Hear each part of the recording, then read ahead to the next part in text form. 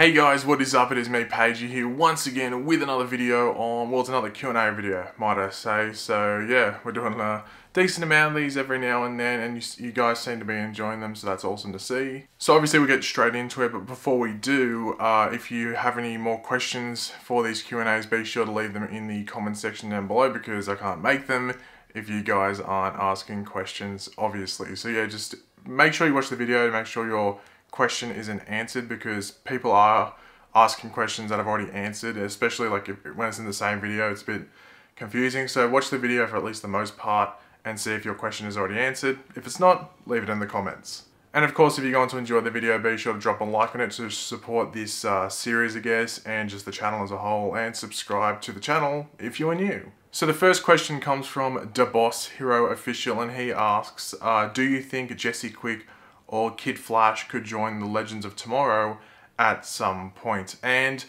I think I've gone over this in a video. Like, I didn't focus the video on this topic, but I did mention it in a video. And I really do not want to see speedsters join the Legends of Tomorrow. Like, they can be in an episode, that's fine. Actually, I'd actually very much like to see that.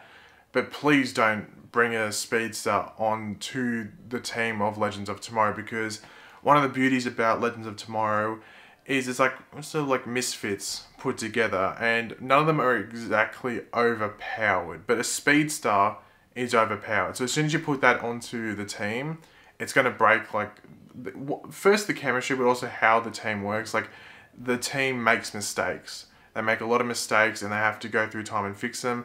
A speedster on his own can travel through time for the most part, most of them. I just don't think it would work well on Legends if he actually joined the team. So I think I did mention that in a Wally West video. It was like, please don't make him join Legends. It's nothing against Keenan Lonsdale, who plays Wally West. It's just that the character wouldn't fit. No speedster would fit the Legends of Tomorrow mold. So just leave them out of it. But yeah, I would like to see speedsters like be in episodes, but don't actually put them on the team. Question 2 comes from Gunnar and Corbin videos, and they ask, do you think in Justice League that Green Lantern will show up? And yeah, you would have to think so, because I think Wonder Woman's the only movie that's had it, but they've got like sort of like a Marvel-esque, I know people might get angry at that, but it's the best way to put it, like the intro thing, where it shows like all different heroes, and then it expands and it shows like all these different characters from the DC universe, and they show all of the Justice League and then Green Lantern. It's not like they show Green Arrow and Black Canary or like the Atom or Doomsday or something like that in there. It's like Batman, Superman, Wonder Woman, Cyborg, Flash, Aquaman, and then Green Lantern. He's the one that's on there as well. So you would have to think that that's a massive hint that he is in the Justice League. I guess the big question is, will he appear properly in this movie, or will it be like sort of set up and like hinted at very, very heavily, or could be like a post-credit scene or the last scene in the movie? There's like you see like the, what's his name? I can't remember. Abin Sur, is that his name? Abin Sur, coming down to Earth, and the Green Lantern ring chooses Hal Jordan. They could do something like that. I don't know, they haven't announced a casting for Hal Jordan. Obviously, Armie Hammer's been referenced a lot of the time and hinted at it. But I don't know if we're actually going to see it happen. But it would be cool to see Green Lantern in the Justice League. It'd just be something, even another addition to Justice League, which I'm already looking forward to a ridiculous amount. Question 3 comes from Collins Cool, and he asks, how do you think Martian Manhunter's father, Carl Lumley, like that's the actor, will be involved in this season of Supergirl? Now, I'm actually very excited about this casting, because for those that don't know, Carl Lumley voiced Martian Manhunter, not all the time in the animated series, but for a lot of the projects and a lot of the animated movies, Carl Lumley was the voice actor. I think he was the voice actor in the Justice League animated show, so it's cool that he's coming back. They love doing this, like bringing like back different characters, whether it's the voice actors or the people that played similar characters or the same character from previous shows and stuff, or movies even. I love it when they do this. I think it's very early in the season we actually meet Martian Manhunter's father. I saw a set photo, I can't remember how long ago it was. I want to say it's like around episode 3 and 4 probably, when it finally airs.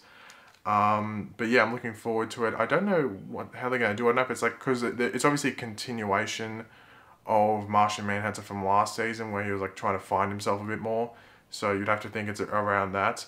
But yeah, I'm interested to see what they do, and having Kyle Lumley come and play is just awesome. Question 4 comes from Outlaw, and they ask, how do I think they're going to bring back Leonard Snart / Captain Cold? So this is obviously for Legends of Tomorrow. In the crossover poster, you actually do see Leonard Snart like in the bottom left-hand corner. He doesn't have his hood on, it's just like him with the goggles.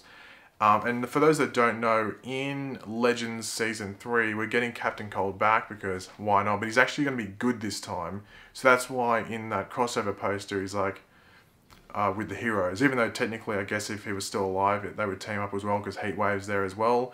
But yeah, Captain Cold's coming back. He's going to be good. Like, it's not going to be like Legends of Tomorrow Season 1 Captain Cold, where he was sort of on that edge of like, oh, do I cross over to being a hero? He's actually a hero, so you could say he's almost like Citizen Cold that we saw in like the Flashpoint universe in the comics, and I guess the animated movie as well. But in regards to how they're going to bring Leonard Snart back, I'm assuming it's just due to what they did at the end of Season 2, how the timeline's just stuffed up. I'm assuming if they managed to take that Captain Cold out, because he's technically already dead, but this one's good, and maybe he's like a hero in Central City or something like that, and they take him and he joins the Legends, because it's a way to bring him back to life that doesn't affect the normal timeline that like Flash and Arrow on. That's how I think they're going to work it. We'll have to wait and see, obviously, but I'm excited that he's coming back because Leonard Snart is such a beloved character, not only in Legends and Flash, but the whole Arrowverse. Question 5 comes from York Campbell, and he asks, might I say, who will take Barry's place in the Speed Force? Someone needs to take his place, obviously. And this is a bit of a confusing one because I've mentioned this a couple of times in other videos, but not really gone into too much depth, might I say. At the end of Season 3 of The Flash, when Barry's going to the Speed Force, he's promised that like he's not going to be hurt and stuff like that. But unfortunately, in the off-season leading up to Season 4, and I think even at Comic-Con they might have said this as well, they said that Barry will be in hell. So they've sort of like contradicted themselves of what happened at the end of Season 3 of The Flash, and it just confused a lot of people. Sort of myself, but I'm sort of thinking that maybe the Speed Force might have lied, or technically Barry is in hell, but he's not in the Speed Force prison, because when the producer said he's going to be in hell, a lot of people just assumed that, you know, he's in the Speed Force prison, which had been established in Season 3, as we saw Wally, Jay, and also Savitar had been in there as well. But what I'm assuming has taken place with Barry is that he was in an area in the Speed Force that was seen as hell. Like, he definitely wasn't enjoying his time in there. But I don't think it was the Speed Force prison where he's living his worst moment over and over and over again, or his worst nightmare like Wally was. That we saw Wally seeing his, I think it was his mum, constantly dying over and over and over again. From what interviews have said with Grant Gustin, who plays Barry, he said that Barry has just like lived his life over a couple of times. So he's very experienced, he's very wise. It doesn't really specify that he's lived his worst nightmare over, which is what the Speed Force prison does. So in that case, it means that no one's going to have to take his place. There's no one in there at the moment. Barry's in another area of the Speed Force. Question 6 comes from Panos Vukias, and they ask, do you think Iris will eventually die in the last season of The Flash by the Reverse Flash? So in the comics, Reverse Flash, Eobard Thawne kills Iris West. He like sticks his hand through her head, if I remember correctly, or like, I think it's through the front of her head. Like, it's pretty graphic. Like, if they did it on the show, it would be pretty mental and pretty insane. But no, they won't. If they wanted to kill Iris, they would have done it last season. It's one of the reasons I wasn't the biggest fan of The Flash Season 3. You can like it if you want, fair enough, but the ending was just shambles.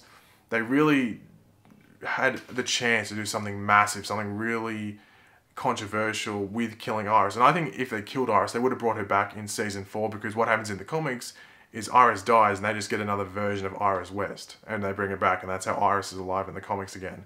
So they could have done that on the show as well, but obviously left it for a bit so Candice Patton wouldn't have been on the show for maybe half the season.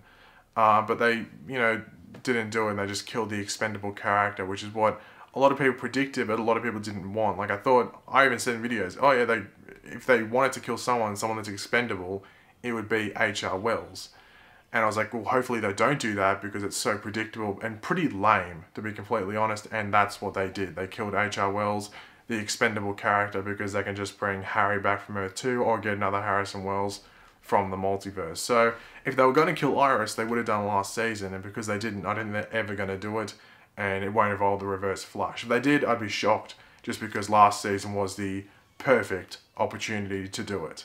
Question 7 comes from Chig's Master Plays, and he asks, do you think the Longbow Hunters will be the villains? Now, he's obviously referring to Arrow Season 6 here, because the Longbow Hunters are connected to the Green Arrow. And there's a possibility. Richard Dragon is involved, Longbow Hunters, Richard Dragon, they meld pretty well.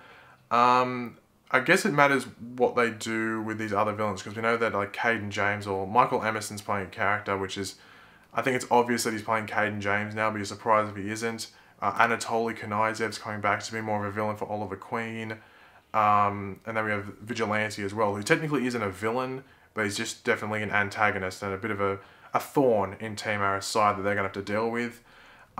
So with Richard Dragon, it just matters how they want to present that character. Like, is he like a badass? Is he like really strong? Like, we know he's a martial arts expert, but will he need a team of Longbow Hunters to, like, you know, go and affect Oliver as well, or the Green Arrow? And I don't think they'll need to, because there's all those other villains. But then again, they could bring back for a couple of episodes where they do form like a Longbow Hunters, where we could have like Cupid and stuff like that, some other characters like that. But I wouldn't count on them coming back, but it definitely could happen. Question 8 comes from Big Bang Bazinga, and they ask, how do you think Mark Hamill will appear in Season 4 of The Flash? So, if you don't know, Mark Hamill, who plays Luke Skywalker in the Star Wars movies, has been the trickster for Seasons 1, 2, and 3. On Season 1 and 2, he was the trickster from Earth 1, and then in Season 3, he was the trickster from Earth 3, which, was he called the Jokester, or they just call him the Trickster? I can't remember. Unfortunately, in Season 3, his role was very small. It was a cameo, like a minute in one episode, where we went to Earth 3 and we saw Jay Garrick taking down him. And obviously, the reason he only had a small part is because he was strapped for time. He didn't have a lot of time, mainly because of, like, I think Star Wars filming, most likely. I don't know what their filming schedule is for Season 4. Hopefully he can come back, because I love it when it comes back. I think it's really cool that they have Mark Hamill, at their disposal, where they can use him. I think that's awesome. I would love to see him in Season 4 at some point. And it just would be cool to see Mark Hamill and Jay Garrick together again, because having them in Season 1, where it was like the trickster with Henry Allen, I think was cool, because Mark Hamill had played the trickster on the old 1990s Flash TV show. So having Jay Garrick in an episode with the trickster in Season 4 would be awesome to see, and I hope we do get it. And our final question, which is question 9, comes from Zachary White, and he goes, who do you think is written better? This is going to be a controversial one. Iris West or Felicity Smoke? And honestly, a lot of people might be surprised by this, but it's Felicity. Like, Felicity is technically written better. I don't think Iris is really written at all. Iris really doesn't have a story, but Felicity has some sort of story. And in Season 5, she had a story. You could argue in Season 3, she technically had a story as well. In Season 4, she didn't have a story. She was useless in that one. In Season 1 and 2, I don't necessarily think she had a story, but she was written well. Like, she was written well to meld, to fit in with, like, Team Arrow, like, with Oliver and Diggle. So yeah, I think it's easily Felicity, actually. Because Iris, in Season 1, I think was good, and I'm very disappointed what they've done with the character since Season 1, because there was a lot of potential there where they could have done stuff with her, and they sort of just, you know, went from making her an actual character and more into a romantic interest, and now she's obviously going to marry Barry, that rhymes, and just, I guess, do stuff there, but it doesn't seem like it's going to be all that interesting. But I don't think Felicity is technically written amazingly, she just is written better than Iris West, because she actually has a story. But thanks for watching, guys. Hopefully you enjoyed the video. If you did, it'd be awesome if you could leave a like on the video just to show your support for the video and the channel as a whole. Let me know in the comment section down below any other questions that you want for these Q&As, because, yeah, it's awesome to have them there. They just create these videos. And also, I have seen some people, I did finally comment, I don't know who it was, but they'd commented a couple of times on different videos and they pointed that out. If I don't answer your question for a couple of videos, just keep commenting it. If you haven't answered it in any of those videos, just keep commenting it, because eventually it'll make its way into a video. It's just, I can only fit like around 9 or 10 questions in these videos just to not make them super long. So if I don't comment them, just keep commenting that same question, and eventually it'll end up in one of these videos. And of course, if you are new to the channel, make sure to subscribe. I'll catch you later, guys. Goodbye.